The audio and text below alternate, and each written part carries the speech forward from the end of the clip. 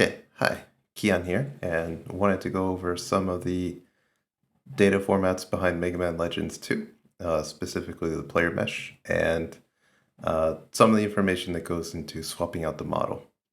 So for the MegaMan player character, we're interested in the following 14 archives, PL00T and PL01T. Both of these are the same textures for MegaMan, and it looks like the game has one backup, which it tends to load to or load from occasionally, but we're not really interested in the details of that, just that this is the texture and that they're both the same. From there, MegaMan has 12 of what is essentially the same archive. So PL00P000 is this row, or this column here is MegaMan with his helmet, and PPPL010, the ones are without the helmet.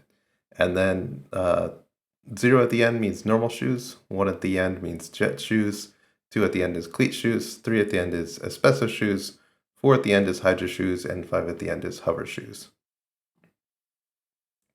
And then for the texture, this applies to PL00T and PL001T. And so this defines a few images. So this will define palette 0, image 0. This is the first file. The second file only defines palette 1, but that gets applied to the first image, and that gives the second. These two images are applied to the body. And then the third file defines a palette and defines a new image. This makes up the face, and the top half makes up the face. The bottom half makes up the special weapons. And then 3 is not included in this file, but each special weapon has its own palette, which gets applied to this image, and that will create the texture for the special weapon. And each special weapon has its own texture, or its own palette for the texture when it gets equipped.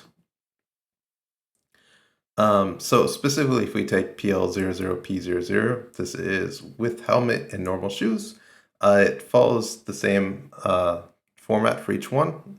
It'll have each archive will have the mesh as the first file, and I think the poses and the tracks is the second and third file. I have not confirmed these, but just kind of quickly glancing at them, I think that's what's there, and there can be follow-up videos for how those are structured. So specifically, if we look at okay, what's happening here is PL00 defines the mesh, keyframe poses, keyframe tracks. And what's going to happen is these are going to get copied into memory. And I think what's happening here is to make porting from the PlayStation to the PC as simple as possible. They kind of emulate the PlayStation's 2 megabytes of memory, which means when they copy in the mesh, they copy in the frame poses right after the mesh. And so what I tried to do is extend the size of the mesh to see if it would make it easier to find more complicated meshes and swap other things out. But it looks like that gets clobbered by the keyframe poses. So we're kind of limited to the space that they have available without going through and editing the assembly. And, I guess you could do assembly, but I'm stupid, so let's just look at the files.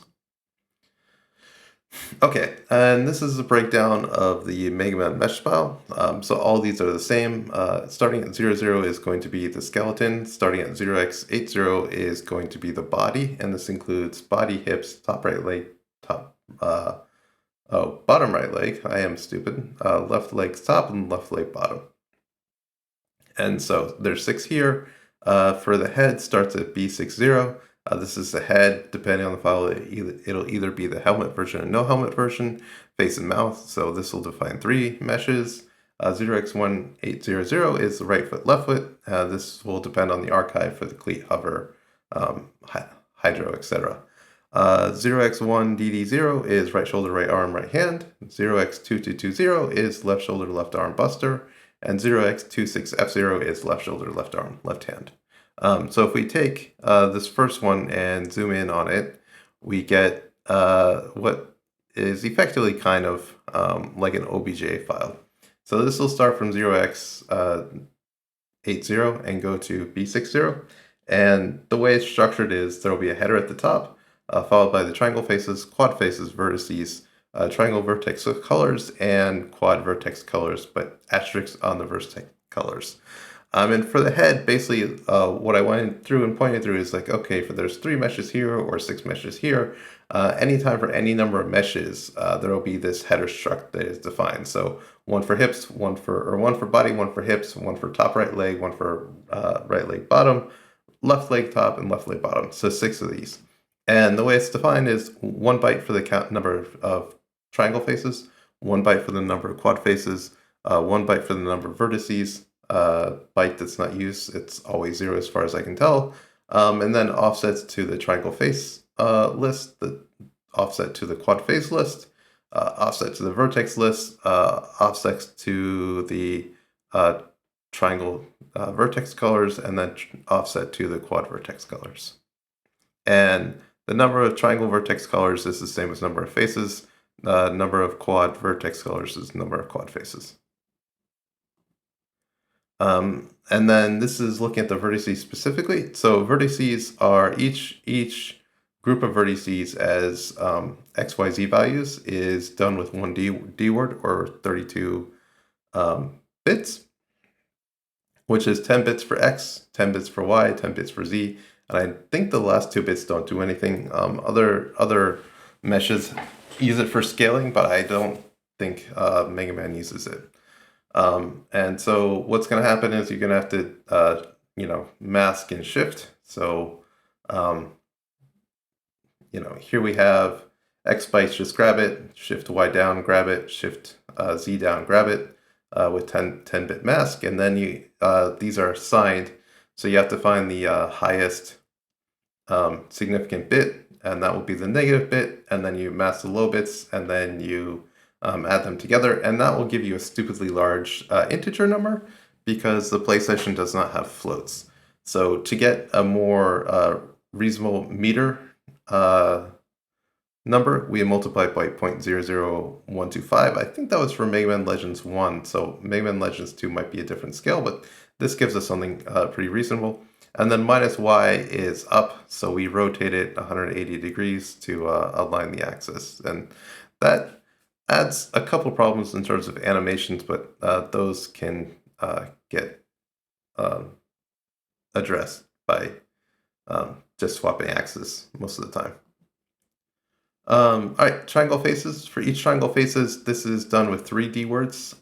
So the first D word would be AU, AV, BU, BV. So 8 bits, 8 bits, 8 bits. So these are all unsigned 8 bits. CU, CV, 8 bits, 8 bits. And then for the triangle, these are not used. And then for the face, the vertice index declaration is ABC. These are 7 bits each. These are unsigned. And then 1 is not used. And then we have 2 bytes for the material. And the 2 bytes for the material, if I were not an idiot, are labeled 0, 1, 2, 3. And so depending on which 2 bits are set here, you get the material for the face. So assuming this is material 0, you go through, this will define a triangle that I'm not sure why that's not showing up, but A, B, C, you get the indices for the vertex, the index, the vertices, the vertices for the texture, and then those get applied to the XYZ face for the vertices that draw the triangle. And then it's the exact same thing for the quads, and I think it's just the presentation not drawing these, so good that it's not my fault. But 8 bits, 8 bits, 8 bits, 8 bits for AU, AV, BU, BV, and CU, CV, DU, DV. And then this is 7 bits for A, B, C, D. And this will draw a quad from these vertices. And same as before, the UV indices will define where the texture is being drawn from. And because it's a 256 by 256 texture, the int value that's read here is the specific pixel that's drawing from in the texture. As for the vertex colors with the asterisk, this is actually just shading. So for each face. If it's a triangle, it'll just be ABC with 1 byte for each one.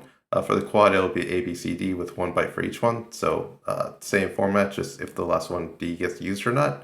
And what these are a single byte that goes from 00 to 0x80 to FF. Yay, we know our basic hexadecimal. And basically what that means is lower values will be closer to black, higher values will be closer to white, and all it is just a scale from black to white. So a lot of what happens, you'll see values like 0x40, 0x40, and 0x80, and what that does is have shading from the bottom that gets lighter as it goes up, or you could have something which is not in the game, but you could have something like 0x00 and 0xf, and you would see it going from you would get like a gradient that goes from black to white. And so if we mess with this in the game and just hit all 0, you can see that the texture goes completely black, and it's the same thing you could do completely white on the other side. I haven't messed around with it recently, but that was the last time I did mess around with it. This is a screenshot, and you can kind of see how this is used in game. So this darker gray shade here isn't actually in the model, it's all just a flat gray, and this kind of gives it a depth look that the designers were able to add to it. So overall, it's a very simple model file to work with, because it's just, it's almost like an OBJ, just in binary of count for triangles, count for quads, and then vertices, and then you have the shading at the end. The main thing that makes it hard to work with is just the space limitation. So from what I can see is it starts at a certain offset and ends at a certain offset, and so everything needs to be packed inside of there. If not, we could just declare as many triangles as we want and throw lots of cool things in there. And so maybe DuckStation allows for more RAM, but one thing I also have issues with is then you have to run into working with ISOs and the PlayStation specifically. So you have to decompress the files, build the files, and then re-inject the compressed files back into the ISO, and then the ISO is just a pain to work with. And then so also, if you're using, if you're working around the space limitations, you would need to use quads. And so quads, basically for every square you're using that's now triangles, you're using twice as much space, because, you have to declare two 32-bit values when you could just declare one 32-bit value for the faces. And so that would add a significant amount of space. And so, quads, people used once in the 90s, and then they found people figure out that they were just kind of stupid. And so I don't know if Blend, you would have to write a plugin that would kind of merge them, or you would kind of have to tag and merge manually and then do it. So just quads are a pain in the ass to work with, especially manually. But just a couple of other things. The skeleton is using MegaMan skeleton, so it's a little bigger. Pose is using MegaMan's pose. That might be a little bit out of scope.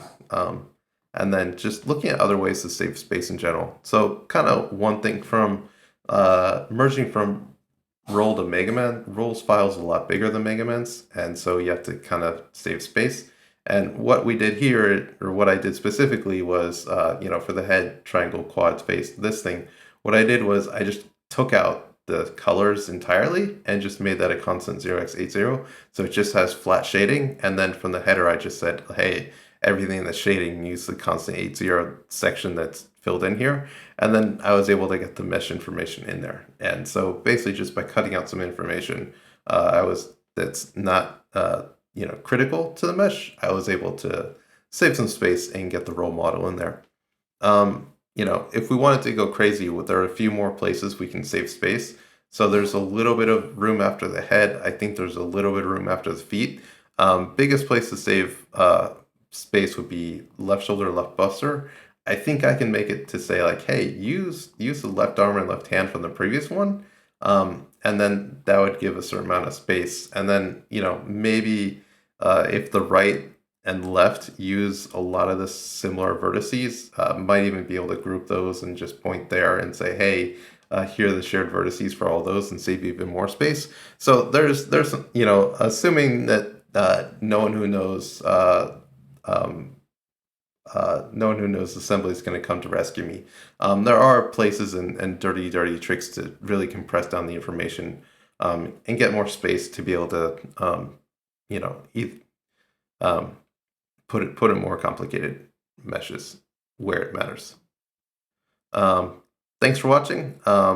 Continue watching Twitter for updates on Roll. And if you want to check out my stupid webcomic, you can check it out here. Otherwise, I will see you in another video. Bye.